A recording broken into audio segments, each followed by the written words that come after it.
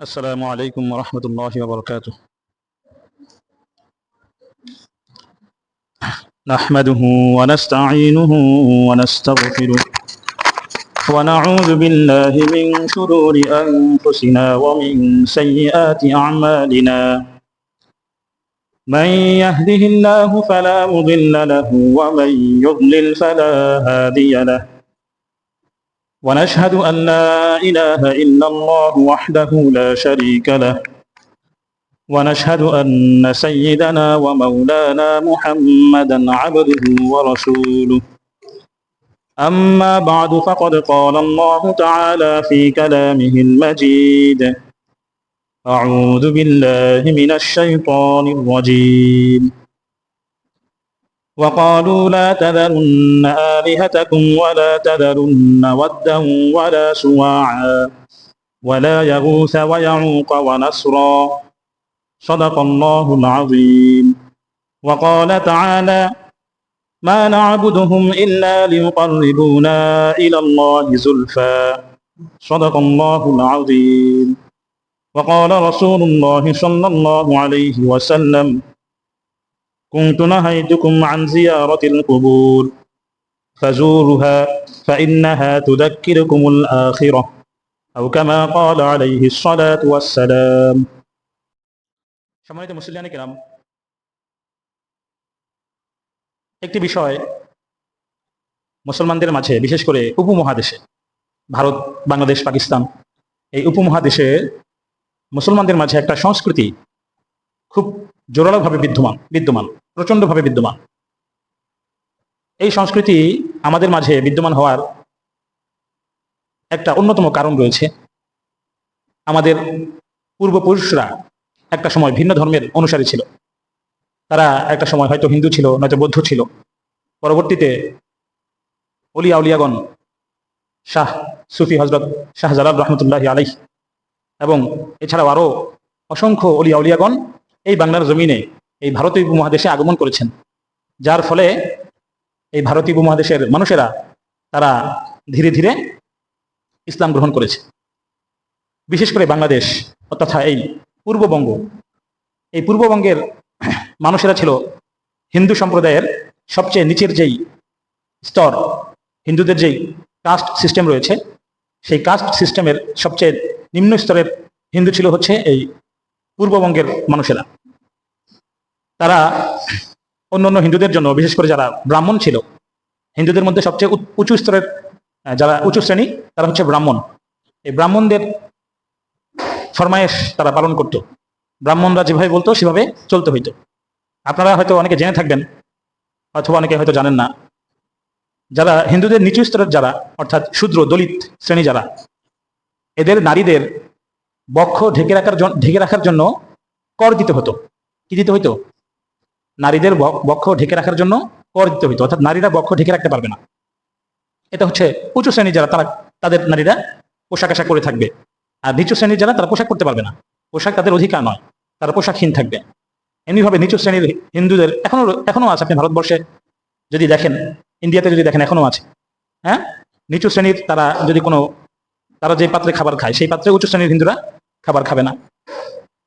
তো যাই হোক, একটা বৈষম্য মানুষের মাঝে, কোনো ধরনের যৌক্তিক কারণ ব্যতীত একটা বৈষম্য সৃষ্টি করা হয়েছে। যখন এই মানুষেরা, বিশেষ করে এই পূর্ববঙ্গের মানুষেরা যখন জানতে পারলো এমন একটা ধর্ম সম্পর্কে, এমন একটা জীবন বিধান সম্পর্কে যখন তারা জানলো, যেখানে মানুষের এই ভেদাভেদ এটা কি নাই, মানুষের কোনো স্তর নাই, ধনী গরিবের চেয়ে শ্রেষ্ঠ নয়, গরিব ধনীর চেয়ে শ্রেষ্ঠ নয়, রিক্সা চালক যতটুকু মর্যাদার অধিকারী, তার যতটুকু অধিকার রয়েছে, একজন ব্যবসায়ীরও কি ঠিক ততটুকুই অধিকার রয়েছে। মানুষের শ্রেষ্ঠত্ব কেবল তার তাকওয়া এবং ঈমানের ভিত্তিতে নির্ধারিত হবে, তাও সেটা আল্লাহর কাছে। কার কাছে? আল্লাহর কাছে, মানুষের কাছে নয়। হ্যাঁ, তো যখন তারা এটা দেখলো যে এমন একটা ধর্ম, এমন একটা জীবন বিধান যেখানে সবাই সমান, তখন তারা খুব সহজেই এই ধর্মটাকে তারা কি করলো? গ্রহণ করে নিল।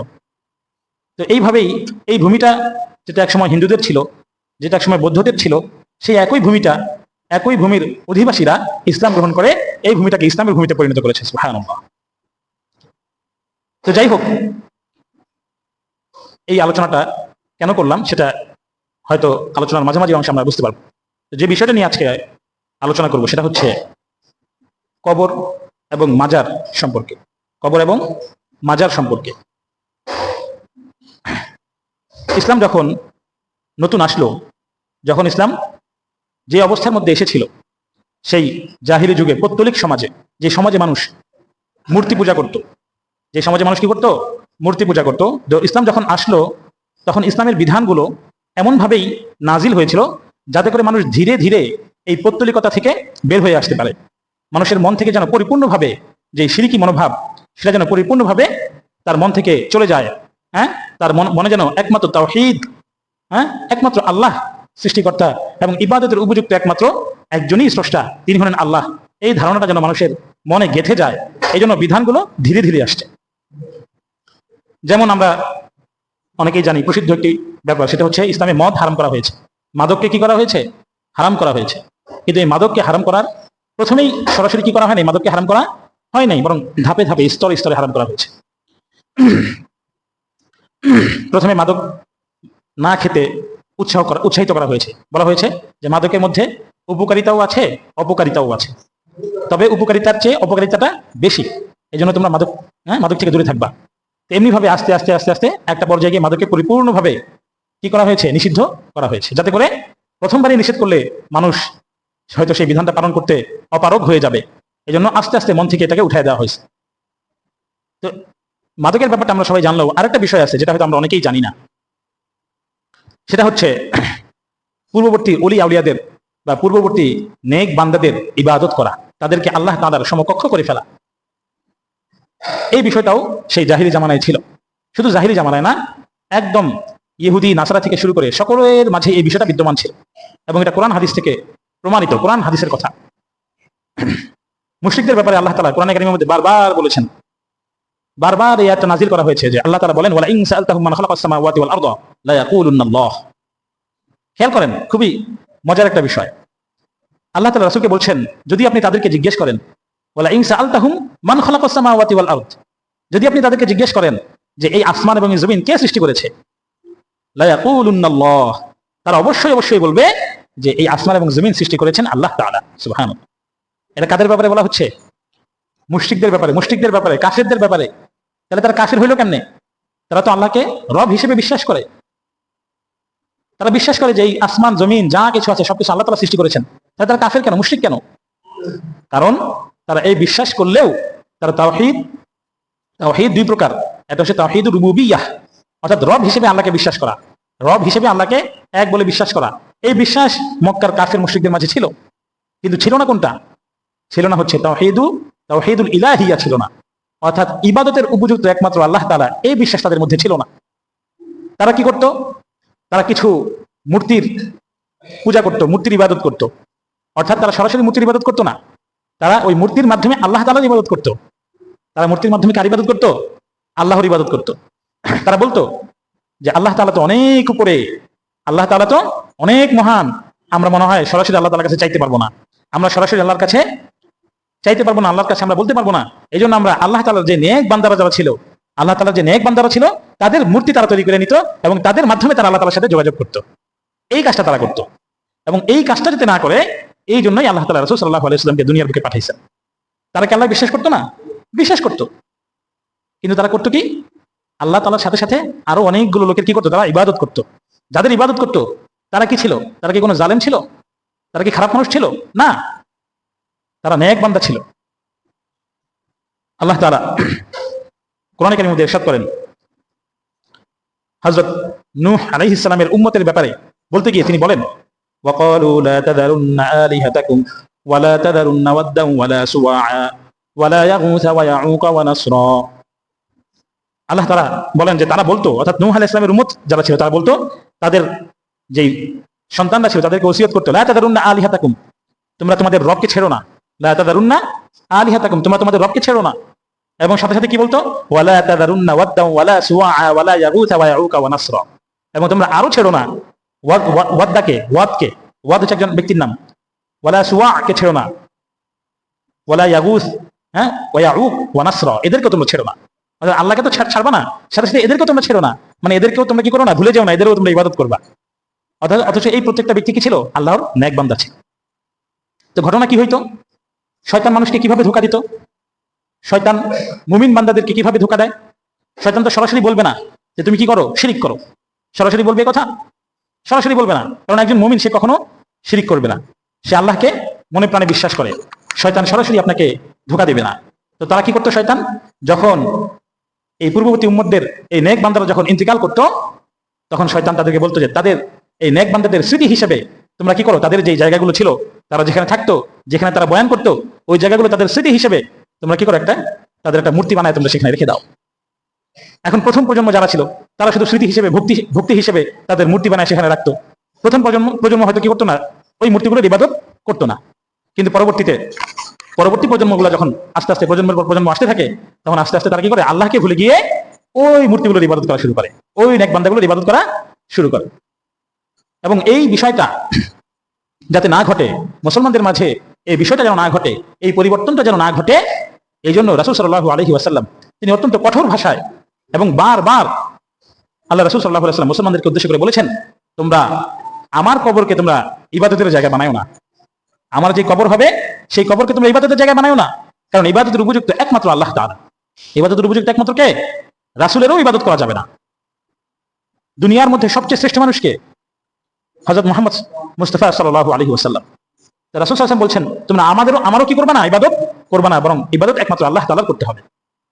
এজন্য আল্লাহ রাসূল সাল্লাল্লাহু আলাইহি ওয়াসাল্লাম ইসলামের প্রাথমিক যুগে কবর জিয়ারতকে নিষিদ্ধ করে দিয়েছিলেন।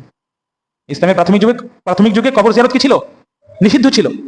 হাদিসের মধ্যে রাসূল সাল্লাল্লাহু আলাইহি ওয়াসাল্লাম বলেন, এবং এই হাদিসগুলো কবর জিয়ারত সম্পর্কে যতগুলো হাদিস, এই সবগুলো হাদিস আল্লাহ রাসূল সাল্লাল্লাহু আলাইহি ওয়াসাল্লামের অন্তিম সময়ের হাদিস, অর্থাৎ যেই অসুস্থতার কারণে তিনি মৃত্যুবরণ করেছিলেন, মৃত্যুর 4-5 দিন আগে তিনি এই হাদিসগুলো বলেছেন, এই কথাগুলো তিনি বলেছেন। তিনি বলেন, কুনতু নাহাইতুকুম আন জিয়ারাতিল কুবুর, আমি তোমাদেরকে কবর জিয়ারত থেকে নিষেধ করেছিলাম। আমি তোমাদেরকে কবর জিয়ারত থেকে কি করেছিলাম? নিষেধ করেছিলাম। তবে ফাজুরুহা, তবে এখন তোমরা কবর জিয়ারত করো। কি হবে তাহলে? ফাইন্নাহা তুযাক্কিরুকুমুল আখিরাহ, কারণ কবর জিয়ারত করলে আখিরাতের স্মরণ হয়। কিসের স্মরণ হয়? মৃত্যুর স্মরণ হয়, আখিরাতের স্মরণ হয়। একটা কবরের সামনে গিয়ে দাঁড়ানো, কবরস্থানের পাশে গিয়ে দাঁড়ানোর মূল উদ্দেশ্যই হলো দুইটা। এক নম্বর উদ্দেশ্য হচ্ছে মৃত ব্যক্তির জন্য আল্লাহর কাছে দোয়া করা। 2 নম্বর হচ্ছে নিজে শিক্ষা গ্রহণ করা যে আমাকেও একদিন এই কবরে শুইতে হবে, আমাকেও একদিন আল্লাহর সামনে দাঁড়াইতে হবে, আখিরাতের দিন আমাকে হিসাবের জন্য দাঁড়াইতে হবে। এই দুইটা শিক্ষার জন্য রাসূল সাল্লাল্লাহু আলাইহি ওয়াসাল্লাম কবর জিয়ারতের অনুমতি দিয়েছেন। আরেকটি হাদিসে আল্লাহ রাসূল সাল্লাল্লাহু আলাইহি ওয়াসাল্লাম বলেন, জারান নবী সাল্লাল্লাহু আলাইহি ওয়াসাল্লাম কবর উম্মিহি ফাবাকা ওয়া আবকা মান হাওলাহু ফাকালা ইস্তাআযানতু রাব্বি ফি আইন আস্তাগফিরু লাহা ফালাম ইউআযিন লি ওয়া আস্তাযানতু লি আন আকুবিরা কবরাহা ফাউযিনা লি ফাজুরুল কুবুরা ফাইন্নাহা তুযাক্কিরুকুমুল মাউত। হযরত আবু হুরায়রা রাদিয়াল্লাহু তাআলা আনহু থেকে বর্ণিত, তিনি বলেন যে একদিন আমরা রাসূল সাল্লাল্লাহু আলাইহি ওয়াসাল্লামের সাথে তার মায়ের কবর জিয়ারত করতে গেলাম। আল্লাহ রাসূলের যে সম্মানিত মাতা ছিলেন, তার কবর জিয়ারত করতে গেলাম। আল্লাহ রাসূল সাল্লাল্লাহু আলাইহি ওয়াসাল্লাম তার মায়ের কবর জিয়ারত করলেন। তিনি নিজে কাঁদলেন এবং তার আশেপাশে যারা ছিল সবাইকেই তিনি কাঁদাইলেন। মানুষ জন্য আল্লাহর কাছে ক্ষমা চাচ্ছে, কাঁদলেন, সাহাবীদেরকে কেউ কাঁদাইলেন। কাঁদাইলেন অর্থ কি? জোর করে কাঁদাইছে না, তারাও কান্না করছে। এরপর রাসূল সাল্লাল্লাহু আলাইহি ওয়াসাল্লাম বললেন, আমি আল্লাহ তাআলার কাছে আমার মায়ের জন্য ক্ষমা চেয়েছিলাম, তার কবর জিয়ারতের অনুমতি চেয়েছিলাম। আল্লাহ তাআলা আমাকে অনুমতি তখন দেন নাই, তবে এখন তিনি আমাকে অনুমতি দিয়েছেন, তার জন্য মাগফিরাত চাওয়ার অনুমতি দিয়েছেন। এজন্য আমি তার জন্য আল্লাহর কাছে মাগফিরাত চাই। এবং তোমরাও কবর জিয়ারত করবা, কেননা কবর জিয়ারত করলে মৃত্যুর কথা স্মরণ হয়। কিসের কথা স্মরণ হয়? মৃত্যুর কথা স্মরণ হয়। তাহলে কবর জিয়ারতের দুইটা উদ্দেশ্য, একটা হচ্ছে মৃত ব্যক্তির জন্য মাগফিরাত কামনা করা, আর একটা হচ্ছে নিজে মৃত্যুর কথা স্মরণ করা। এমনিভাবে অসংখ্য হাদিস আছে, এবং যেটা আগে বলেছিলাম যে পূর্ববর্তী উম্মতরা এই কবর জিয়ারত করতে করতে একটা সময় গিয়ে সেই কবরের ইবাদত করা শুরু করত। এজন্য আল্লাহ রাসূল সাল্লাল্লাহু আলাইহি ওয়াসাল্লাম বলেছেন, আলা ওয়া ইন্না মান কানা ক্বাবলাকুম কানু ইয়াত্তাখিযুনা কুবুরা আমবিয়াইহিম ওয়া সালিহিহিম মাসাজিদা। তার উম্মতকে সাবধান করে বলছেন, এই শোনো, সাবধান, তোমাদের পূর্ববর্তী যারা ছিল তারা তাদের নবীদের কবর এবং নেক ব্যক্তিদের কবরকে মসজিদে রূপান্তরিত করেছিল। মসজিদে রূপান্তর করার অর্থ হলো সেটাকে ইবাদতখানা বানাইছিল। কি বানাইছিল? ইবাদতখানা বানাইছিল। আলা, সাবধান, ফালা তাত্তাখিযুল কুবুরা মাসাজিদা ইন্নী আনহাকুম আন যালিক। সাবধান, তোমরা কবরকে মসজিদ বানাবা না। কবরকে কি বানাবা না? মসজিদ বানাবা না, নিষেধ। ইন্নী আনহাকুম আন যালিক, আমি নিজে তোমাদেরকে এর থেকে নিষেধ করছি। আরেক হাদিসে আল্লাহ রাসূল সাল্লাল্লাহু আলাইহি ওয়াসাল্লাম বলেন, নাহা রাসূলুল্লাহ সাল্লাল্লাহু আলাইহি ওয়াসাল্লাম আন ইউখাসসিসাল কুবুরা ওয়া আন ইয়াকআদা আলাইহি ওয়া আন ইয়াবনা আলাইহি। তো কবর কোনোভাবেই যাতে ইবাদতখানায় রূপান্তরিত না হয়, এই জন্য আল্লাহ রাসূল অনেক সতর্ক ছিলেন। এতটাই সতর্ক, তিনি বলেছেন তোমরা কবরের উপর, মানে কবরকে তোমরা কি করবা না, পাকা করবা না। কি করবা না? পাকা করবা না। এরপরে তার উপর তোমরা বসবে না, এবং সেটার উপর কোনো ভবন, কোনো নির্মাণ তোমরা করবা না, যে কোনো কিছুই হোক। অর্থাৎ কবরের উপর তোমরা বসবা না, কবরকে পাকা বানাবা না, এবং কবরের উপর কোনো কিছু বানাবা না, নির্মাণ করবা না। ওয়াই ইবনা আলাইহি, তার উপর কোনো কিছু বানাবা না, নির্মাণ করবা না। আরেক হাদিসের মধ্যে আছে তোমরা কবরকে উঁচু করবে না। কি করবে না? উঁচু করবে না। উঁচু করার অর্থ হলো স্বাভাবিকভাবে যতটুকু উঁচু হয় সেটা তো ঠিক আছে। আর একটা থেকে এই বিশাল লম্বা করে উঁচু করে কবর করলাম, হ্যাঁ, বিশাল করে, মানে দেখতে যেন দূর থেকে দেখলেই মনে হচ্ছে যে ভিন্ন কিছু, মানে ভিন্ন একটা কবর, এরকম যাতে মনে না হয়। এবং রাসূল সাল্লাল্লাহু আলাইহি ওয়াসাল্লাম সাহাবায়ে কেরামদেরকে নির্দেশ দিয়েছেন যে তোমরা যদি কোনো উঁচু কবর দেখো, যখন সাহাবাদেরকে বিভিন্ন জায়গায় পাঠাইতেন, সেখানে যদি তোমরা কোনো উঁচু কবর দেখো, তাহলে সেটাকে তোমরা কি করে দাও? মিশিয়ে দাও। অর্থাৎ তোমরা সেটাকে মাটির সাথে মিশিয়ে দাও, সমান করে দাও। তাহলে এই যে আল্লাহ রাসূল সাল্লাল্লাহু আলাইহি ওয়াসাল্লাম এতটা সতর্ক ছিলেন এই বিষয়ে, কারণ তিনি জানতেন যে পূর্ববর্তী উম্মতরা এই তাদের নবীদের কবরকে, তাদের নেক বান্দাদের কবর, তাদের নেক বান্দাদের স্মৃতি, সেটাকে আগলে রাখতে গিয়ে এমন একটা পর্যায়ে তারা চলে গিয়েছে যে তারা আল্লাহকে ছেড়ে দিয়ে ওই নবীদের, ওই পূর্ববর্তী বান্দাদের ইবাদত করা শুরু করছে।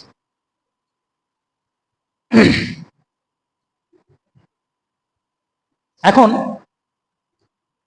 ভারতীয় উপমহাদেশের কথা যেটা বলছিলাম আগে, যে আমাদের পূর্বপুরুষরা কি ছিল? হিন্দু ছিল। যেই কারণে ইসলাম বলে এক কথা, আমরা করি আরেক কাজ। ইসলাম বলে এটা করো, আমরা করি আরেকটা। যেমন একটা উদাহরণ, আল্লাহ রাসূল সাল্লাল্লাহু আলাইহি ওয়াসাল্লাম বলেছেন যেই বিয়েতে খরচ যত কম সেই বিয়ে তত উত্তম। হাদিসের মধ্যে কি আছে? যেই বিয়েতে খরচ যত কম সেই বিয়ে তত উত্তম। কিন্তু আমাদের সমাজে কি হয়? প্রথমে গায়ে হলুদ, এরপর আরো কত রকম অনুষ্ঠান আছে। একটা বিয়ের ক্ষেত্রে কত ধরনের অনুষ্ঠান হয়, এই হয় সেই হয়, গায়ে হলুদ হয়। এই সমস্ত কিছু কিন্তু নতুন না, এগুলো কিন্তু হিন্দুয়ানি সংস্কৃতি। অর্থাৎ আমরা ইসলাম গ্রহণ করেছি, ইসলাম পুরোপুরিভাবে গ্রহণ করতে পারিনি। আমাদের পূর্বপুরুষরা যে ধর্মের অনুসারী ছিল, যে সংস্কৃতিগুলো তারা পালন করতো, সেগুলোর কিছু কিছু জিনিস আমাদের মাঝে এখনো রয়ে গিয়েছে। আমাদের মাঝে এখনো কি আছে? সেগুলো অবশিষ্ট আছে। ঠিক তদ্রূপ হিন্দুরা তাদের মন্দিরে গিয়ে যে কাজগুলো করে, যেই প্রথাগুলো তারা পালন করে, সেই প্রথাগুলোই শুধুমাত্র নাম পরিবর্তন করে এখনো পালিত হয়।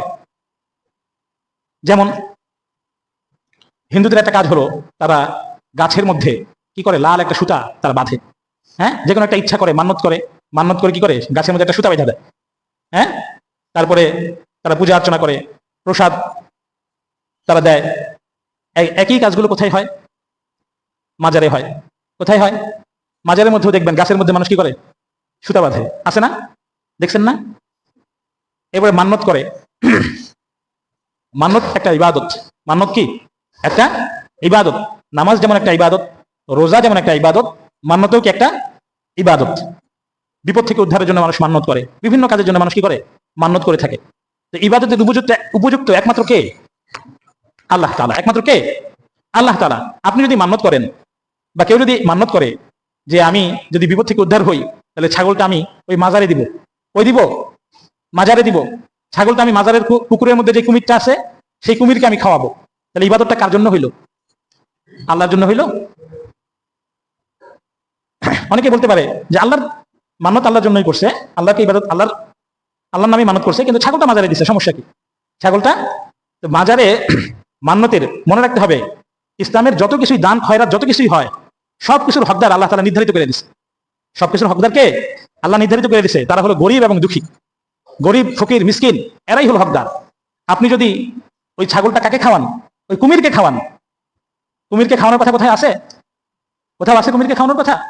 তাহলে তো এটা কি হইল না? আল্লাহর জন্য ইবাদত হইল না, বাবার নামে মান্যত করলো। এটা সম্পূর্ণ শিরক। আল্লাহ ব্যতীত আপনি যে নামাজটা যদি আল্লাহ সন্তুষ্টি ছাড়া অন্য কারো সন্তুষ্টির জন্য পড়েন, রোজাটা যদি আপনি আল্লাহ সন্তুষ্টি ছাড়া অন্য কারোর জন্য রাখেন, হজটা যদি আপনি আল্লাহ সন্তুষ্টি ছাড়া অন্য কাউকে সন্তুষ্ট করার জন্য করেন, এটা যেমন এক ধরনের শিরক, তেমনিভাবে মান্যতটাও যদি আল্লাহ তাআলা ব্যতীত অন্য কারো নামে রাখেন, সেটাও এক ধরনের শিরক। সেটাও এক ধরনের কি? শিরক। তো যেটা বলছিলাম, যেই কাজগুলো আল্লাহ রাসূল সাল্লাল্লাহু আলাইহি ওয়াসাল্লাম নিষেধ করে গেছেন হাদিসের মধ্যে, আমাদের সমাজে ঠিক সেই কাজগুলোকেই সওয়াবের কাজ করে করা হয়। কি মনে করে করা হয়? সওয়াবের কাজ মনে করে করা হয়। আমি এর আগে জুমার আলোচনায় বলেছিলাম যে বেদাত কখনো নিষিদ্ধ কাজ কখনো বেদাত হয় না। যেই কাজটা নিষিদ্ধ, যেই কাজটা হারাম, সেই কাজটা কখনো কি হয় না? বেদাত হয় না। সেটা তো হারামই, সেটা বেদাত কেমনে হবে? বেদাত হবে ওই কাজ যেটা বৈধ। যেই কাজটা বৈধ সেটাই বেদাত হয়, কিছু শর্ত সাপেক্ষে, কিছু কারণে সেটা বেদাতে পরিণত হয়। কথা বুঝে আসছে? কিন্তু যেই কাজ নিষিদ্ধ ওইটা যদি আপনি সওয়াবের কাজ মনে করেন, তখন সেটা বেদাত হয় না, সেটা শিরিকের পর্যায়ে চলে যায়। কিসের পর্যায়ে চলে যায়? হালালকে হারাম মনে করা, হারামকে হালাল মনে করা। এটা যদি কেউ করে তাহলে তার ঈমান থাকে না, তার ঈমান থাকে না। হালালকে হালাল মনে করতে হবে। হ্যাঁ, আমরা সবাই গুনাহগার, আমরা সবাই কি গুনাহগার, সবাই গুনাহ করি। মানুষ গুনাহ থেকে পরিপূর্ণ মুক্ত হইতে পারবে না, কখনোই পারবে না। হাদিসের মধ্যে আছে যে তোমরা যদি গুনাহ না করো তাহলে আমি তোমাদেরকে ধ্বংস করে দিব। কি করে দিব? ধ্বংস করে দিব।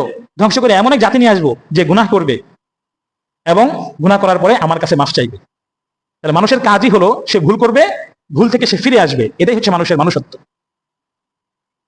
এখন আমরা গুনাহ করি, বিভিন্ন গুনার কাজ করি, কিন্তু সেটাকে আমরা গুনার কাজ জেনেই করি। কি গুনার কাজ জেনেই আমরা গুনাহ করি। আমরা মনে করি না যেটা গুনাহ না, এটা মনে করি না। এখন কেউ যদি গুনার কাজকে গুনাহ মনে না করে, বরং সেটাকে আর উত্তম মনে করে, হালাল মনে করে, অর্থাৎ হারামকে হালাল মনে করছে, হালালকে হারাম মনে করছে, এরকম যদি কেউ করে তাহলে তার ঈমান থাকবে না। যেমন একটা উদাহরণ, পর্দা করা ফরজ। মেয়েদের জন্য পর্দা করা কি? কিন্তু অনেক নারী আছে, অনেক মেয়ে আছে পর্দা করে না। আছে না? আছে। কিন্তু সেটা জানে যে পর্দা করা ফরজ, আমি পর্দা করতেছি না, আমি গুনাহ করতেছি। একটা সময় গিয়ে সে মাফ চাবে আল্লাহর কাছে, হয়তো আল্লাহ তাকে মাফ করেও দিতে পারেন।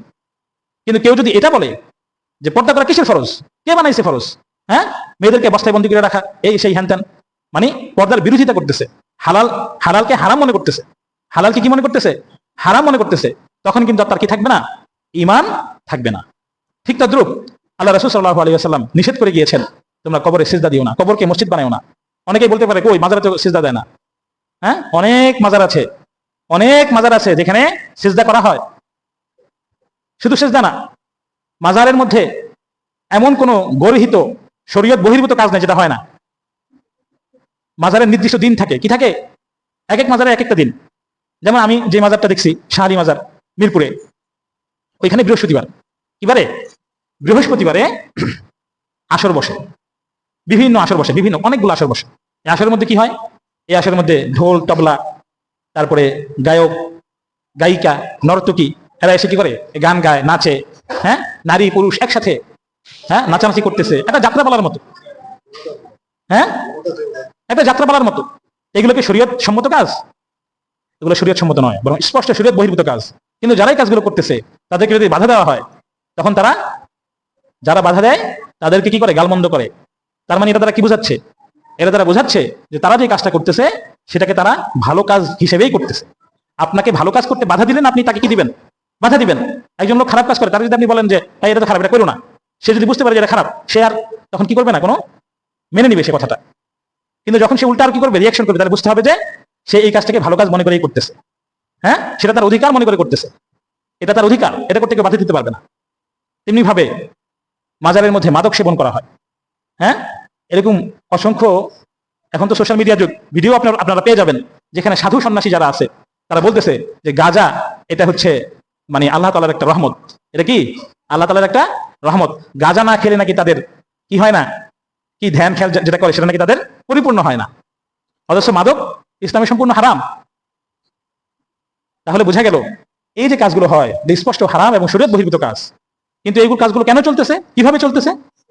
ওই যে যেটা বললাম, আমাদের পূর্বপুরুষদের যে সংস্কৃতিগুলো ছিল সেটা এখনো আমাদের মাঝে রয়ে গিয়েছে। এটাকে এখনো আমরা পরিপূর্ণ কি করতে পারি নাই, ছাড়তে পারি নাই। আল্লাহ তাআলা আমাদেরকে ছাড়ার তৌফিক দান করুন।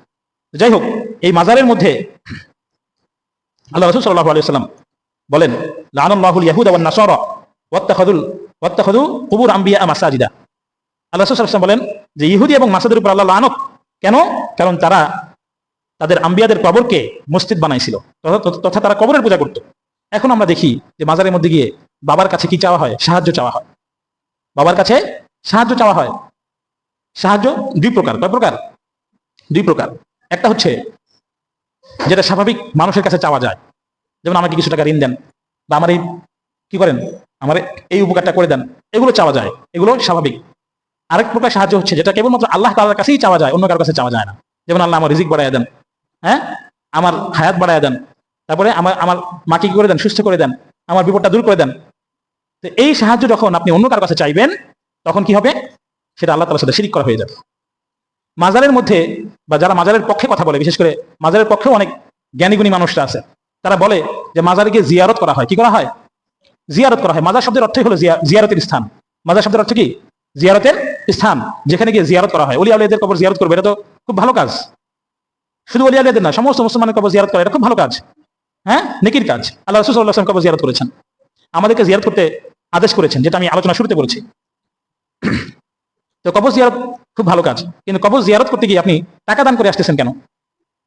এই মাজারে টাকা দান হয় না? মাজারের বাক্সে টাকা পড়ে, তো সেই টাকাটা আপনি কেন দান করছেন? কাকে দান করছেন? কাকে দান করছেন? মানে এটা মান্যত করে। কি করে?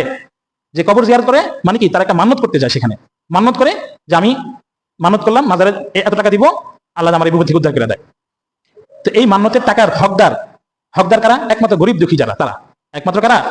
গরিব দুঃখী যারা, তারা। তাহলে এই মাজারের টাকাটা কোথায় যাচ্ছে? এটা কি গরিব দুঃখীদের মাঝে বিতরণ করা হচ্ছে? তাদের কাছে ব্যয় করা হচ্ছে?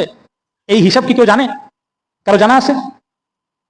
অথচ আমরা যদি উল্টাটা দেখি, যে এই টাকাটা মূলত ওই মাজারের কবরকে, মানে যেগুলো নিষেধ করা হয়েছে, কবরকে সজ্জিত করা, কবরকে উঁচু করা, ওই কাজে ব্যয় করা হচ্ছে, হারাম কাজে ব্যয় করা হচ্ছে। মাজারের যারা কমিটিতে আছে, যারা খাদেম আছে, তারা নিজেদের পকেট ভারী করতেছে এই টাকা দিয়ে। তাহলে বোঝা গেল, দান যদি করতেই হয়, তাহলে মাজারে নয়, আপনি আপনার প্রতিবেশীকে দান করেন, আপনার আত্মীয় স্বজনকে দান করেন, তাহলে ডাবল সওয়াব। আত্মীয়কে দান করলে ডাবল সওয়াব। একটা হলো দানের সওয়াব, আরেকটা হইলো আত্মীয়কে দান করার সওয়াব। প্রতিবেশীকে দান করলে ডাবল সওয়াব, একটা হলো দানের সওয়াব, আর একটা হলো প্রতিবেশীকে দান করার সওয়াব। তাহলে মাজারের যে কাজগুলো, যারা মাজারের পক্ষে তারা বলে যে মাজার হলো জিয়ারতের স্থান, জিয়ারত করার জন্য কবরের কাছে যাওয়াটা এটা জরুরি নয়। সেই দূরে সফর করে আপনি সেখানে টাকা খরচ করে গিয়ে জিয়ারত করবেন, এটা কি নয়? এটা জায়েজও নাই। এটা কি নাই? জায়েজও নাই। বরং জিয়ারত আপনি যেখানে আছেন সেখানে বসেও করতে পারেন, যেখানে আছেন সেখানে বসেও করতে পারেন। মাজারের সামনে গিয়ে, কবরের সামনে গিয়ে, বাবার কবরের সামনে গিয়ে আল্লাহর কাছে দোয়া করে, তা আল্লাহর কাছে দোয়া করার জন্য কি কবরের সামনে যাওয়া দেখি জরুরি? আপনি যদি ঘরে বসে দোয়া করেন, সেই দোয়াকে আল্লাহর কাছে পৌঁছাবে না? কবরের সামনে গেলে পৌঁছাবে, আর ঘরে বসে গেলে পৌঁছাবে না, এরকম? এটা তো কিসের মতো হয়ে গেল? সে হিন্দুদের মতো হয়ে গেল। হিন্দুরা তারা তাদের ঈশ্বরের পূজা করে মূর্তির মাধ্যমে। কি বলে? যে আমরা মূর্তির মাধ্যমে ঈশ্বরের পূজা করতেছি, ঈশ্বরের কাছে তারা তাদের কথা দুঃখ শেয়ার করে। তো তাদের ঈশ্বরের সাথে কথা বলার জন্য একটা মূর্তির প্রয়োজন, আপনারও একই অবস্থা হয়ে গেল। আল্লাহর সাথে কথা বলার জন্য এই বাবার প্রয়োজন, মৃত ব্যক্তি প্রয়োজন। অথচ ইসলাম এই বিষয়টাকে সম্পূর্ণ নিষেধ করে। কারণ আপনার যা প্রয়োজন, আপনি ঘরের মধ্যে চার দেয়ালের মধ্যে থেকেও যদি আল্লাহর কাছে আপনি চান কথা বলতে, তাহলে আল্লাহ আপনার ওই কথা ওখান থেকেই শুনবে। এই জন্য আমাদেরকে সতর্ক হইতে হবে, কোনটা গুনাহের কাজ, কোনটা সওয়াবের কাজ, এটা আমাদেরকে জানতে হবে, বুঝতে হবে। এই জেনে বুঝে আমরা যেন আমাদের নিজেদের ঈমানকে পরিশুদ্ধ করতে পারি, ঈমানটাকে যেন আমরা ঠিক রাখতে পারি, আল্লাহ তাআলা আমাদেরকে তৌফিক দান করুক। যত ধরনের শিরকি কার্যক্রম আছে, এই কার্যক্রম থেকে আল্লাহ আমাদেরকে বেঁচে থাকার তৌফিক দান করুক। আমিন। ওয়া আখিরু দাওয়ানা আলহামদুলিল্লাহি রাব্বিল আলামিন।